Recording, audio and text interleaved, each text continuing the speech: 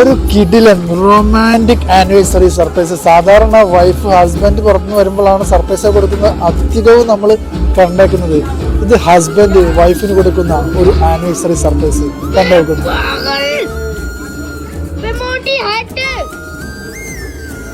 കൂടെ കട്ടക്ക് സപ്പോർട്ടായിട്ട് ആ ഒരു മോളും.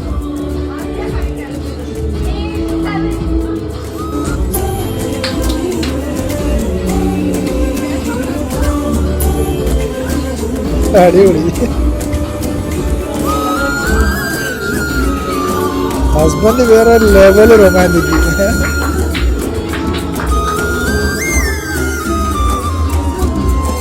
അവരെക്കാൾ ഏറെ ആ മോളാട്ടാ കൂടുതലും ഹാപ്പി ആയത്.